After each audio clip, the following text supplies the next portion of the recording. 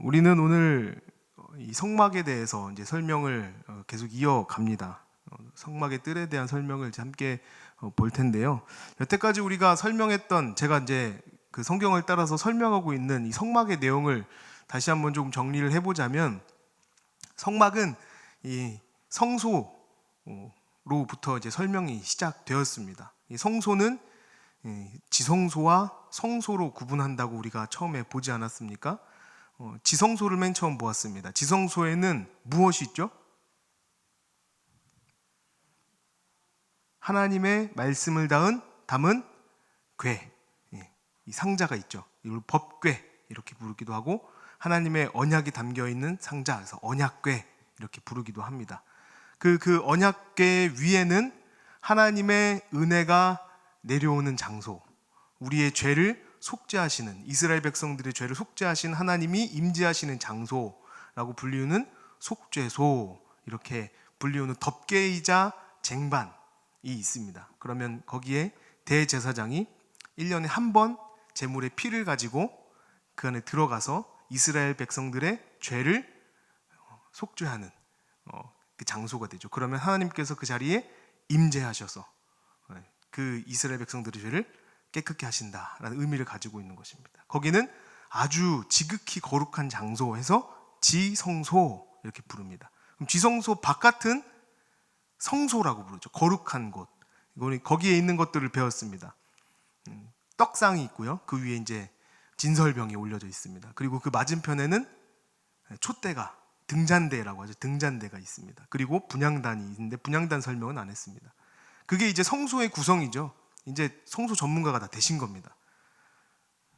아직 잘 모르신다는 눈빛, 아닌데 하는 눈빛이네요. 그리고 그 바깥에 뭐가 있죠? 그 다음에는 우리가 번제단 이렇게 배웠죠. 번제단.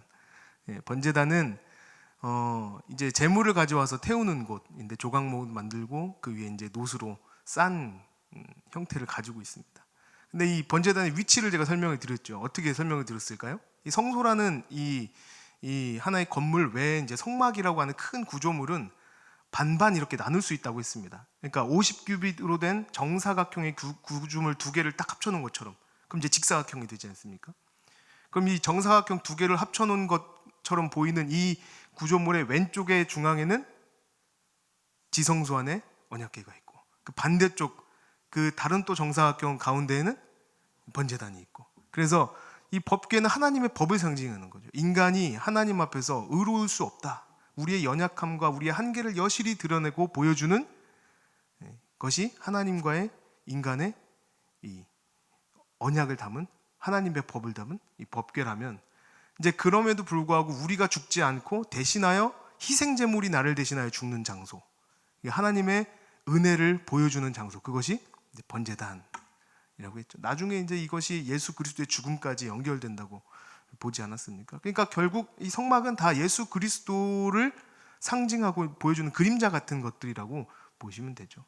오늘 우리가 읽은 것은 이 9절에 보니까 너는 성막의 뜰을 만들지니 이렇게 나와 있습니다. 오늘 우리가 볼 것은 이 성막의 뜰, 그리고 이 성막의 뜰을 나누는 울타리를 같이 보게 되는 것인데, 오늘 본문 말씀을 읽으면 좀 복잡해요. 왜냐하면 이 규빗에 대한 이야기, 또 갈고리, 가름대, 이 기둥 받침, 이 여러 가지 이 표현들이 쉽지 않습니다.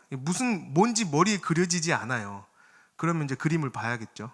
그래서 성막의 그림을 한번 같이 보겠습니다. 이제 이게 성막의 큰 구조인데, 제가 간단한 도식으로 되어 있는 걸 가져왔습니다. 여기 보면은 안에 이제 성소에 대한 설명은 거의 없죠. 왜냐하면 오늘은 그게 중요한 게 아니기 때문에 그렇습니다. 약간 노란색으로 노르스름한 부분이 이제 성소입니다.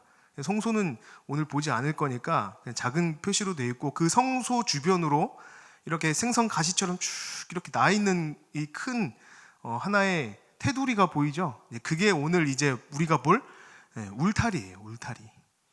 그러니까 이 성막이라고 할 때는 성소로 이렇게 표현되는 건물이 있는 거죠. 우리가 본 내장으로 덮여진, 내장의 덮개로 덮여진 성소의 건물을 우리가 보지 않았습니까?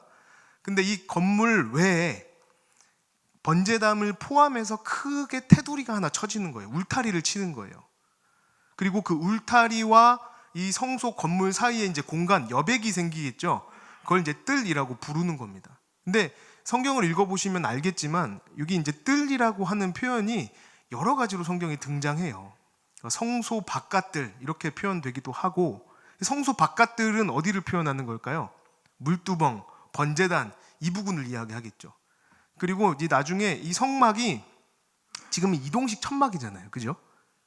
이 이동할 수 있도록 만든 거예요. 그러면 레위인들이 이것을 지고 옮깁니다. 다른 사람은 만질 수 없어요. 옮길 수 없습니다. 레위인들만 이것을 성막을 분해해서 지고 옮기는 거예요. 그러다가 다시 설치해서 성막을 만드는 겁니다. 근데 이렇게 하다가 나중에 언제 이것이 성전으로 따로 분리가 되죠? 네, 솔로몬 때. 근데 그때는 이거보다 훨씬 규모가 커집니다. 그러니까 지금 이렇게 보이는 이 구조물 외에도 바깥 뜰이라는 부분이 아예 또 생겨요. 그러니까 지금 구조 이 성막 외에 바깥에도 뜰이 또 생깁니다. 이방인의 뜰이라고 불리는 뜰이 또 생기는 거죠. 그러니까 그때의 바깥뜰은 또 다른 구조니까 그렇게 뜰로만 구분하기는 어렵습니다. 예, 여러 가지의 표현이 등장하기 때문에 그래요. 근데 우리가 오늘 본문에서 보고 있는 이 성막의 뜰이라고 하는 건 단순하게 이 성소 바깥에 울타리로 쳐서 구분해 놓은 그 울타리와 성소 사이의 공간들이라고 보면 될 겁니다. 근데 우리가 오늘 볼 거는 그 성막의 뜰에 대해서 보는 게 아니라 그 울타리에 관한 설명을 보려고 하는 겁니다. 이 울타리는요, 이런 구조로 생겼습니다. 짠. 네. 이 보면은 이제 울타리는 세마포로 만들어져 있는데 그 세마포가 여기 성경 표현에 보면은 100규빗 이렇게 나와요. 100규빗. 한 규빗 같은 경우에는 여기 손가락 끝에서 이 팔꿈치까지 이 길입니다. 얼마나 되실까요? 100이요? 100, 이거 100이면은 안학자손입니다. 45에서 50. 김태우 목사님은 50, 저는 45 이렇게 생각하시면 돼요. 그러니까 완벽한 규격은 없어요. 좀 긴 사람도 있고 조금 사람도 있고. 근데 보통 이제 45나 50으로 이렇게 계산을 합니다. 그러면 100규빗이면 대충 한 몇 미터 정도 될까요? 네, 한 45 미터 혹은 50미터 이렇게 구분을 할 수 있겠죠. 근데 그 긴 천막을 그냥 달면 흐느적 거리니까 이 기둥을 가운데 이렇게 세우는 겁니다. 이 이제 보이는 기둥이에요. 제가 이걸 보여드린 이유는 이게 정말 뭐 엄청나게 그 복잡해서 그런 게 아니라 우리가 쓰지 않는 말들이 있어서 그래요. 맨 위에 꼭대기는 은으로 만듭니다. 그리고 그 밑에는 가름대라는 게 있어요. 가름대. 가름대는 뭐냐면 동그란 구멍 같은 거예요. 근데 여기에 하나를 쭉 깨서 나아갈 수 있게 만들어 놓은 그 봉 같은 게 이제 연결이 되는 겁니다. 그리고 그 밑에는 조각목, 흔한 나무죠. 조각목으로 다듬어서 기둥을 만들고 맨 밑에는 노수로 받침대를 만들어요. 성전에 나오는 이 성막 설명에 나오는 기둥은 두 종류가 있습니다. 바깥에 울타리를 만드는 기둥은 이런 식으로 만듭니다. 운으로 그 뚜껑을 만들고 가름대를 끼우고 조각목으로 기둥을 세우고 밑에 놋 받침대를 세우게 돼 있고, 안에 이제 성소를 만드는 기둥은 이렇게 안 해요. 조각목을 세우고 금을 더 씌웁니다. 나중에 이 백성들이 낸 것으로 그것을 이제 만드는 것들이에요. 은으로는 저기를 만들고 또 금으로는 그 안에 성소의 기둥을 덮고 이런 역할을 하게 되는 거죠. 보시라고 드렸습니다. 자, 오늘 이제 본문을 같이 한번 보겠습니다. 이런 형태로 이제 울타리와 기둥들이 세워진다라는 것을 이제 머릿속에 염두해 놓으시면 되는 거죠. 그럼 이 울타리가 하는 역할이 뭐냐? 이 세마포로 지어지거든요. 하얀 세마포로 지어지는 이 울타리의 역할은 뭐냐? 이것은 구별하는 거죠. 이 성소와 이 성소가 아닌 곳, 이 성막과 성막 바깥, 이것을 구분하는 역할을 하는 것입니다. 그래서 여기는 거룩한 곳이에요. 이 성막은 문 외에는 들어가면 안 됩니다. 문으로 들어가게 돼 있죠. 우리가 알듯이 문은 동서남북 중에 한 곳에만 있습니다. 어디에 있죠? 동쪽에 있습니다. 내 마음대로 낼 수 없어요. 문은 항상 성막의 동쪽에 내야 합니다. 그리고 나머지는 울타리로 막아놓은 거죠. 이 길이가 2.5m 정도 되거든요. 그래서 사람의 키로는 이 안에 있는 것들을 볼 수 없습니다. 제 아무리 커도 사람이 2m 넘어가기 쉽지 않잖아요. 그래서 이 울타리로는 그 안에 있는 것들을 다 가립니다. 보여주지 않는 것이죠. 그리고 우리가 알듯이 이 성막이라는 것이 처음 주어졌을 때, 이스라엘 백성들에게 주어졌을 때 이스라엘 백성들은 어디에 있었습니까? 광야에 있었죠. 그들은 이 성막을 해체해서 들고 옮겨야 돼요. 들고 옮기다가 하나님께서 여기에 설치하자 라고 하시면 그곳에 설치하는 거예요. 그러면 그곳이 또 거룩한 땅이 되는 겁니다. 성지가 되는 거죠. 그런데 재밌는 게 뭐냐면 이동해요. 그래서 이스라엘 백성들이 그 성막을 설치한 그곳은 성지, 거룩한 땅이 되는 거예요. 그런데 그것을 또 해체합니다. 그리고 이동해요. 그러면 더 이상 그곳은 거룩한 땅이 아닌 거예요. 그리고 또 하나님이 가라 명하실 때 또 가요. 몇 날 며칠 가겠죠. 가다가 또 하나님께서 스톱하면 그 자리에 또 성막을 세우는 거예요. 그럼 또 울타리를 먼저 툭툭툭툭 치는 거죠. 뭘 하는 거예요? 구분하는 거예요. 그 땅은 하나님께서 성막을 지으라고 하신 곳이기 때문에 또 거룩한 곳으로 구별하는 겁니다. 그럼 성막을 울타리를 툭툭툭 치고 거기에 성소를 세우는 거죠. 그러면 또 거기는 거룩한 땅, 성지가 되는 겁니다. 여기는 하나님이 임재하시는 곳, 하나님의 다스림의 상징, 이것들이 있는 곳이죠. 하나님이 거룩하다 하신 그 장소, 이 안에서 속죄가 일어나는 곳, 재물이 죽는 곳, 이것을 경험하는 장소가 되는 것입니다. 그러니까 여기는 원래 거룩한 곳은 아니에요. 하나님이 정한 기간까지만 거룩한 겁니다. 아니라고 하면 아닌 거죠. 그래서 이제는 사실 이스라엘은 성지가 있을까요? 이스라엘은 이제 더 이상 성지가 없어요. 네. 거기까지인 겁니다. 이스라엘이라는 특별한 땅, 하나님께서 그들을 통해서 일하셨던, 예수 그리스도가 육신으로 나셔서 생활하셨던 곳이라는 특별한 의미는 있을 수 있지만 이스라엘이 성지는 거룩한 땅은 아닌 거예요. 이제 더 이상은 그런 의미는 없습니다. 이스라엘 백성들에게 이런 의미는요, 이 거룩한 땅, 구별된 곳, 하나님이 임재하시는 곳, 거룩한 도성, 이 의미는 굉장히 중요했어요. 당시에 성전이라고 하는 이 거룩한 집이거든요. 이 성전이라는 의식, 구별된 곳이라는 의식, 하나님의 이름이 있는 곳이라는 의식이 그들이 굉장히 큰 자부심을 갖게 하기도 했지만 동시에 그들을 파멸시키기도 합니다. 이스라엘 백성들은 이 견고한 성읍, 하나님의 도성이 무너지지 않을 거라고 생각했어요. 하나님의 이름이 있기 때문에. 그 뜰 안에 들어가면 번제를 드려야 됩니다. 그냥 들어갈 수 없습니다. 하나님 앞에 제물을 드리는 거예요. 그럼 이것으로 자신의 죄를 대속했다고 여기는 것이죠. 그러니까 이 뜰 안에, 울타리 안으로 들어오는 사람은 하나님의 그 구원의 은혜가 무엇인지는 아는 정도는 된다고 보는 것이죠. 그런데 한번 우리가 이미지로 상상해 보세요. 2m, 2.5m 정도 되는 굉장히 높은 이 울타리로 덮여져 있기 때문에, 막혀져 있기 때문에 눈으로는 그 안에 뭐가 있는지 볼 수 없어요. 그러나 동쪽에 있는 문으로 휘장을 열고 들어오면 그 안에 번제단이 있죠. 그리고 해달의 가죽으로 덮여진 성소가 보이는 거예요. 이제 보이게 되는 거죠. 그 울타리를 넘어서 들어오면 이 번제단과 성소가 보이기 시작하는 겁니다. 그런데 우리가 알듯이 이 성막의 구조는 거기서 끝나지 않거든요. 번제단을 지나서 물두봉에 손과 발을 씻고 두 번째 휘장을 열고 들어오면 성소가 있어요. 그러면 성소에 들어가면 보이지 않던 금으로 치장된 황홀한 하나님의 영광과 임재를 상징하는 기구들이 눈에 보이는 거죠. 근데 거기서 또 끝나지 않아요. 한 번 더 휘장을 열고 들어가면, 이 휘장 이름이 다 다릅니다. 세 번째 휘장은 성소와 지성소를 가르지 않습니까? 근데 그걸 열고 들어가면 거기는 하나님의 임재가 임하는 거예요. 지성소예요. 그러니까 이 울타리로 들어오는 걸로 끝나지 않는다는 거예요. 울타리에 들어오는 거는 들어올 수 있어요. 들어와서 번제를 드림으로 아는 거예요. 알 수 있어요. 그러나 거기서 끝나지 않아요. 근데 이제 문제가 발생하는 겁니다. 거기서 끝나지 않아요. 이사야 1장 10절에서 17절에 보면 거기에 들어온 사람들이 문제가 발생합니다. 같이 읽어보겠습니다. 너희 소돔의 관원들아. 여기서 너희 소돔의 관원들아는 소돔의 사람들을 이야기하는 게 아니라 부패하고 타락한 이스라엘 백성들을 뜻하는 겁니다.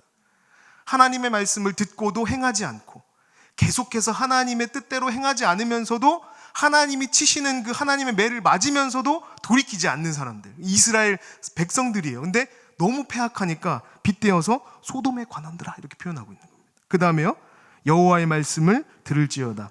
너희 고모라의 백성, 똑같죠. 고모라의 백성은 고모라에 사는 사람들을 이야기하는 게 아니라 이 극악무도하고 패역한 하나님의 말씀을 떠난 사람도 아니에요.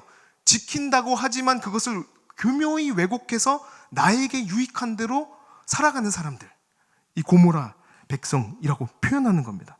고모라의 백성아, 그 다음에요, 우리 하나님의 법에 귀를 기울일지어다. 11절, 여호와께서 말씀하시되 너희의 무수한 재물이 내게 무엇이 유익하뇨? 나는 수량의 번제와 살찐 짐승의 기름에 배불렀고 나는 수송아지나 어린 양이나 순염소의 피를 기뻐하지 아니하노라. 12절, 너희가 내 앞에 보이러 오니 이것을 누가 너희에게 요구하였느냐? 내 바닥만 밟을 뿐. 보면은 제사가 뭔지 아는 사람들, 이스라엘 사람들이에요. 제사를 들어본 경험이 있는 사람들, 이스라엘 사람들이에요. 근데 이 사람들이 제물을 가지고 나아옵니다. 순양의 번제 드립니다. 살진 짐승의 기름을 하나님께 태워 드립니다. 그 연기를 하나님께서 흠양하실 거야. 법에 그렇게 나와 있으니까 난 그렇게 했어. 그리고 나는 용서받았어 라고 이야기하는 거예요. 근데 여기 보니까 12절에 내 마당만 밟는다는 거예요. 내 마당만. 더 안으로 들어가야죠. 번제를 드리는 건 당연한 겁니다. 근데 하나님이 원하시는 것은 그 번제를 드리고 돌아가는 걸 원하시는 것이 아니죠. 하나님이 기름 냄새 맡고 싶으셔서 번제 드리라고 하셨을까요? 제물을 태워 드리는 그 자체가 너무 기분 좋으니까, 그것이 없이는 살 수 없는 분이라서 야, 내가 살기 위해서 너희들의 번제 태우는 게 필요하니까 좀 가져와 봐라. 그래서 명령하셔서 번제를 드리게 하셨을까요? 제사를 드리게 하셨을까요? 더 깊은 곳으로 나아가야 되는데, 더 많이 헌신하고 봉사해야 되는데 마당만 밟고 가는 이 현실을 우리가 이제 많이 설명하기를 어떻게 하냐면, 마당만 밟고 가는 사람은 예배 드리는 사람, 예배만 드리는 사람, 이제 주일 예배 드리는 사람으로 이제 이해를 하는 경우가 있어요. 주일 예배만 드리는 사람은 마당만 밟는 사람, 그 안에 들어와서 더 교회 안에 이제 더 거룩한 일들을 행하는 사람은 이제 더 나은 사람, 이렇게 표현하는 경우가 있는데, 여기서 마당만 밟는 사람은 그런 의미가 아닌 겁니다. 번제는 드리는데요, 그 번제로 끝나는 거예요. 마치 나는 죄를 사했어요. 하나님 앞에 제사를 드렸어요. 그러니까 하나님이 내 안에 더 나쁜 일들은 생기지 않게 해주실 걸 생각해요. 속죄를 드렸으니까 내 죄에 대한 하나님이 그 어떤 그 추궁은 하지 않을 거라고 생각해요. 그리고 밖에 나가서 또 내가 원하는 대로 살아가는 거예요. 그러니까 이 제사가 어떤 도구가 됩니까? 나의 죄를 희석시키는 도구가 되는 거예요. 정당화시키는 거죠. 괜찮은 것처럼 여기게 만드는 겁니다. 그래서 이사야서 이제 1장 13절을 보면요, 헛된 재물을 다시 가져오지 말라. 분향은 내가 가증히 여기는 바요, 월삭과 안식일과 대회로 모이는 것도 그러하니 성회와 아울러 악을 행하는 것을 내가 견디지 못하겠노라. 너희가 손을 펼 때 내가 내 눈을 너희에게서 가리고 너희가 많이 기도할지라도 내가 듣지 아니하리니 이는 뭐라고 나와요? 너희의 손에 피가 가득한. 그러니까 번제를 드립니다. 이 심지어 그 다음에는 하나님께서 뭐라 하시냐면 월삭과 안식일과 대회로 모이는 것도, 성회로 모이는 것도 그러하다는. 그 사람들이요, 그렇게 모이는 것 자체가 그들에게는 면죄부가 되는 거예요. 나는 괜찮다는 겁니다. 했다는 거예요. 할 거 다 했다는 거예요. 지킬 거 다 지켰다는 겁니다. 그리고 나가서 하나님의 뜻대로 살지는 않는 거예요. 손에 피를 묻히고도 괜찮다고 여기는 겁니다. 악한 행실이 그들의 삶 가운데 가득하면서도, 하나님이 기뻐하시지 않는 삶을 살아가면서도 그들이 나는 성회 드렸잖아, 성회로 모였잖아, 하나님께 안식일을 거룩히 지켰잖아, 그러니까 괜찮아라고 정당화시키는 도구가 되어버렸다는 거예요. 16절에 보면 너희는 스스로 씻으며 스스로 깨끗하게 하여 내 목전에서 너희 악한 행실을 버리며 행악을 그치고. 17절 같이 읽겠습니다. 선행을 배우며 정의를 구하며 학대받는 자를 도와주며 고아를 위하여 신원하며 과부를 위하여 변호하라 하셨네. 이거 지금 이방인한테 하는 말씀이 아니에요. 제사를 아예 모르는 사람들한테 하시는 말씀이 아니라는 거예요.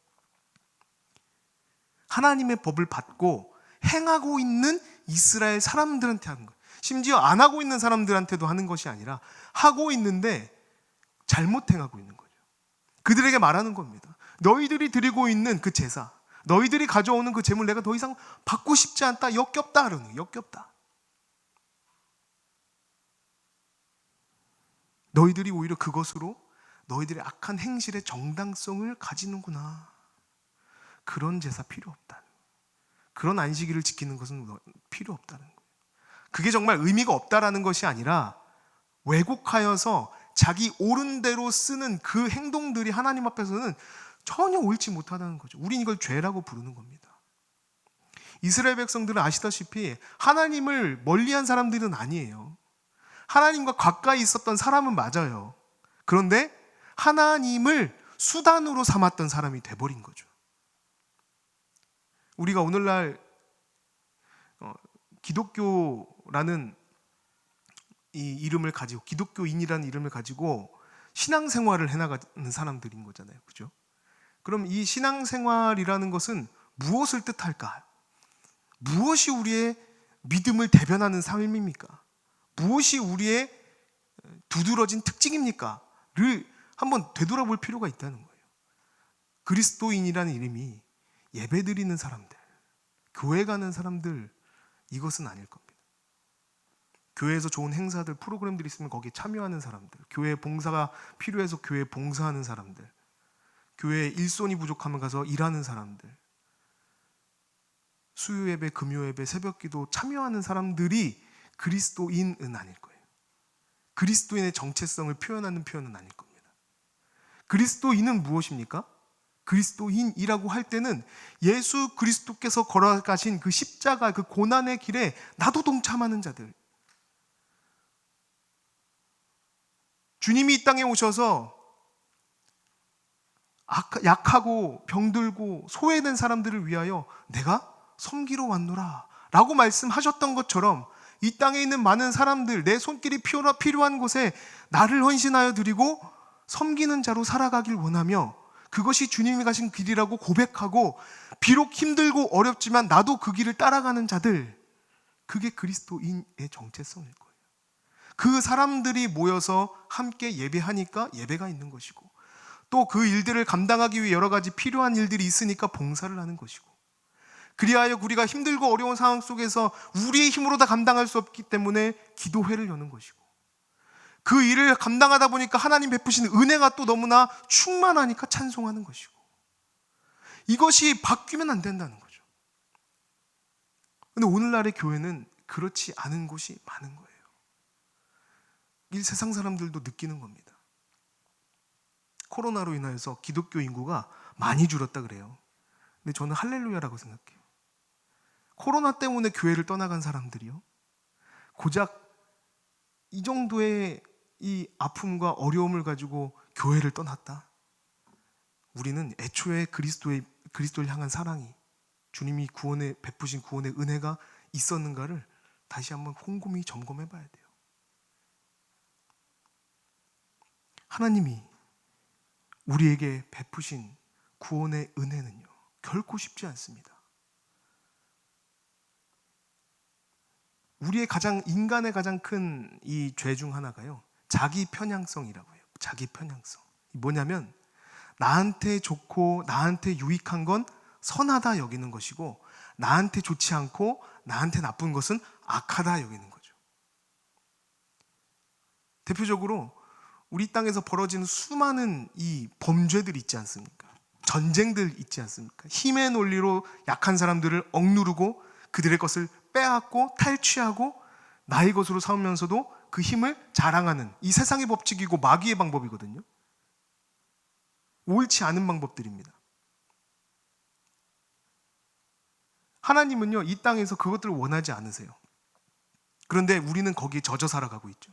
많은 것을 가지려고 하고 누리려고 하고, 그러다 보니까 100마리의 양을 가지고 있으면서도 한 마리 양을 가지고 있는 그 양을 뺏어 가지길 원하고, 그러면서 그걸 정당화시키려고 하는 겁니다. 심지어 이것을 어디까지 들이대냐면 하나님에게까지 들이대는 거예요. 나에게 유익한 것을 주시는 분은 선하신 하나님, 나에게 기도 응답 없고 내가 원하는 대로 이루어지지 않으시는 분은 악한 하나님. 이런 하나님은 믿을 만하지 못해. 나에게 무엇을 주신 하나님은 역시 이런 하나님이 최고의 하나님이야. 이분이 살아계신 하나님이지. 이걸 우리는 자기 편향성이라고 부릅니다. 하나님의 선하시고 악하신 기준은 우리가 감히 잴 수 없는 거예요. 하나님의 뜻이 선한지 악한지는 우리가 감히 판단할 수 없는 거예요. 우리는 그분의 피조물이기 때문에 그렇습니다. 하나님의 뜻을 우리가 다 알지 못하기 때문에 그렇습니다. 그런데 우리는 우리의 생각대로 우리에게 유익하면 선하다고 표현하고, 우리에게 유익하지 않으면 악하다고 표현하는 거예요. 이 땅에 전쟁이 끊이지 않고 범죄가 일어나고 생명들이 죽어가요. 하나님 왜 저거 내버려 두십니까? 실제로 죽인 건 우린데, 폭력을 쓴 건 사람인데, 빼앗은 건 우린데, 하나님 안 막아주셨다고 하나님을 악하다고 할 수 있을까요? 이 자기 편향성이라고 불러요. 반대로 나한테 유익하면 하나님 보시기에 나쁜 행동도 선하다고 여기는 게 우리의 어리석음이에요. 이스라엘 백성들이 그걸 아주 교묘하게 행하고 있는 겁니다. 번제를 드리는 것으로 자기의 역할을 다했다고 생각하는 거예요. 그리고 밖에 나가서 손에 피를 또 묻히는 겁니다. 하나님은 이것을 멈추라고 하셨어요. 멈추라. 하지 말아라. 차라리 그 제사 드리지 마라.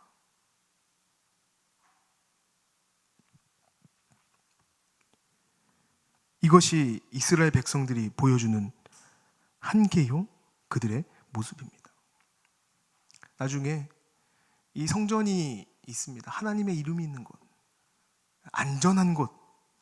그러니까 나중에 북이스라엘이 멸망할 때도 이 남유다, 예루살렘 사람들은 두려워하지 않아요. 아수르의 사네립 왕이 18만 5천 명을 데리고 왔을 때 하나님이 그들을 한순간에 멸망시키셨거든요. 다 시체로 만들어 버리실 때 역시 하나님의 이름이 있는 이곳은, 하나님께서 함께 하신 이곳은 절대 망하지 않는다. 그리고 그들은 그들의 죄를 돌이키지 않습니다. 훗날 바벨론의 느부갓네살 왕이 와서 그 성전을 무너뜨렸을 때 그들은 충격을 받는 거예요. 아니, 어떻게 하나님의 도성이 무너질 수 있는가? 어떻게 하나님의 이름이 망할 수 있는가? 근데 하나님의 이름이 망한 것이 아닙니다. 그들이 하나님의 이름을 목적이 아니라 수단 삼아서 그들이 멸망한 것이에요. 이것은 우리에게도 자주 보일 수 있어요. 우리가 신앙생활을 처음 시작할 때 하나님께 막 기도합니다. 우리의 기도의 주 내용이 무엇일까요? 처음 우리가 믿음을 가지고 하나님을 알게 되었을 때, 그 사랑 가운데 거할 때, 주님, 나의 삶에 필요한 문제들을 해결하여 주옵소서, 우리 기도하지 않습니까? 그러나 이것이 점점 더 나아가는 거죠. 근데 처음에는 그것만 보는 거예요. 나를 구원하신 하나님의 그 구원의 크신 은혜만 보이는 거죠. 이 성소를 덮고 있는 해달의 가죽, 거무튀튀한 세 달의 가죽만 보이는 거예요. 그러나 거기서 하나님께서 인도하시는 겁니다. 우리 구원의 여정이라는 게 그래요. 머물지 않아요. 점점 성장합니다. 점점 더 나아갑니다. 어디로요? 하나님의 임재를 보는 그곳으로. 눈에 보이는 것을 뛰어넘어서 하나님의 영광이 찬란한 그 성소로, 하나님의 임재가 보이는 지성소로 점점 더 인도하시는 거죠. 나아가는 거죠. 그러니까 우리 구원은 과정이에요. 과정. 단순간에 끝나는 것이 아니라 단번에 이루신 하나님의 구원의 은혜를 통하여서 이루어져 가는 구원을 경험하면서 온전해질 것을 기대하는 마음으로 점점 더 성장해 나아가는 게 정상적인 성장이에요. 그런데 멈추는 거예요. 하나님이 나에게 주시는 것, 무엇이 나에게 유익한가를 바라보고 그것이 전부인 것처럼 살아가는 그런 신앙생활. 하나님이 왜 주시는지는 궁금하지 않아요. 왜 안 주시는지도 궁금하지 않아요. 왜 지금 당장 나에게 필요한 것을 허락하지 않으시는지만 바라보는 것. 어린아이의 신앙이죠.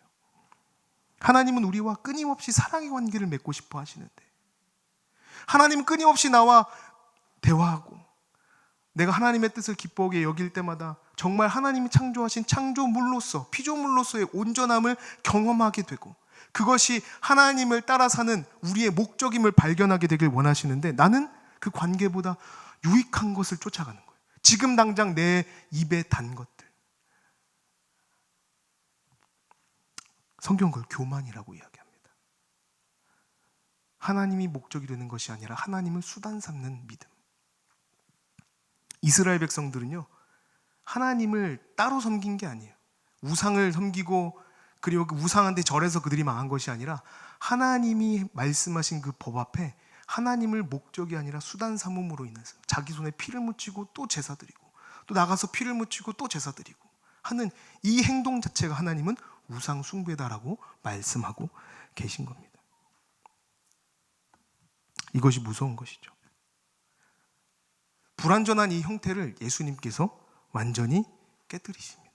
예수님께서 오셔서 이 땅 가운데 예수님 스스로가 희생제물 되셔서 피를 흘리시고 물을 흘리심으로 이제는 단번에 이 지성소까지 가는 휘장을 찢어 놓으심으로 예수 그리스도가 이제는 우리의 울타리가 되어주시는 거예요.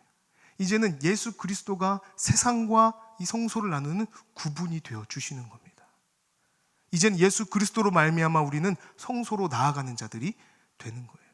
이제는 우리가 그 울타리를 넘어선 존재들이 되었다면 뜰 안에 머물지 아니하고 하나님께서 끝까지 붙드심으로 강권하여서 주님과 그 지성소까지 이르도록 만들어 주시게 되는 겁니다. 그래서 에스라 9장 8절에 이렇게 고백하고 있습니다. 같이 읽어보겠습니다.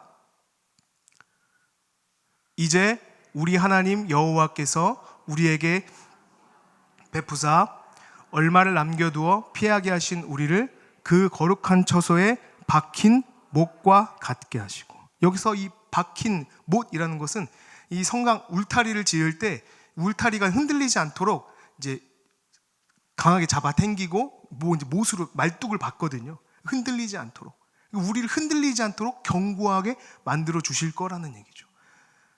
우리를 떠나지 아니하시고 우리 함께 하시는 겁니다. 이사야 33장 20절에 이렇게 고백합니다.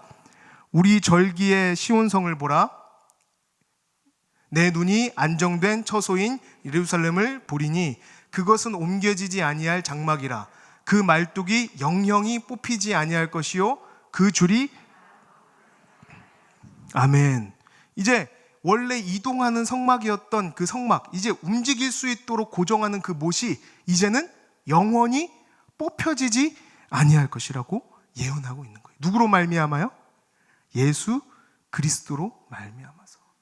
그래서 아까 우리 그 기둥을 볼 때 은으로 그 위에를 이제 감싸지 않습니까? 이 은은요 나중에 생명의 속전으로 다 내는 거예요. 그럼 그걸 녹여서 이 만드는 거죠. 그래서 이 상징은 예수 그리스도의 구원이다라고 봅니다. 그리고 그 밑에 받침대는 노수로 만들죠. 보통 이 성경의 노스는 이 심판의 도구들로 많이 등장하거든요.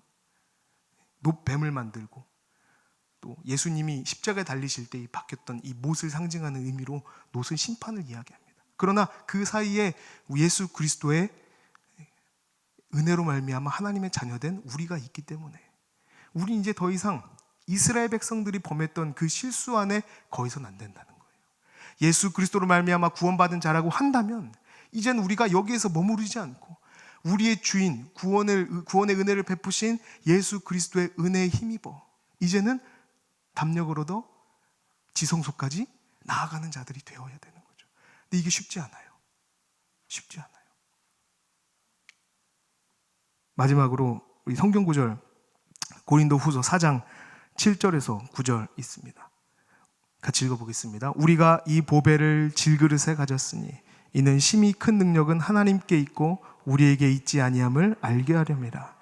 우리가 사방으로 우겨쌈을 당하여도 쌓이지 아니하며 답답한 일을 당하여도 낙심하지 아니하며 박해를 받아도 버림받지 아니하며 거꾸러뜨림을 당하여도 망하지 아니하고 우리가 항상 예수의 죽음을 이거 제가 읽을게요. 10절인데 우리가 항상 예수의 죽음을 몸에 짊어짐은 예수의 생명이 또한 우리 몸에 나타나게 하려 하십니다. 우리가 이 땅에 사는 동안은요 비록 이 울타리를 넘어서 살아가는 존재들이지만 아직까지는 우리의 육체 안에 살고 있는 자들이에요. 우리 바울 사도 고백한 것처럼 생명의 법과 내 안에 이 육신의 이 죄의 법이 싸우고 있어요. 항상 그렇게 전쟁을 치르고 있는 겁니다. 그러나 여기서 마무리 짓고 끝나지 않아요. 왜요? 우리는 이미 하나님의 자녀 되었기 때문에 주님이 우리를 붙드시고 끝까지 참고 인내하시며 그 지성소까지 안내하시는 겁니다. 주님의 크신 그 임재 앞에 살아갈 수 있도록 만들어 주실 줄 믿습니다. 오늘 이 저녁에 어떠한 고민, 어떠한 문제, 내가 가지고 있는 답답한 마음을 가지고 주님 앞에 나오셨습니까?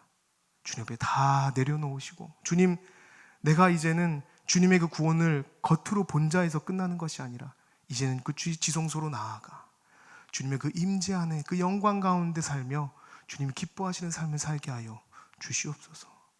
주님께 예배하는 자가 되어서 내 삶에서도 주님 함께 하시는 주님을 기대하고 동행하며 주님 기뻐하시는 예배자의 삶을 살아갈 수 있게 하여 주시옵소서. 우리 함께 고백하는 우리 신강교회 성도님들 되시기 소망합니다. 기도하겠습니다.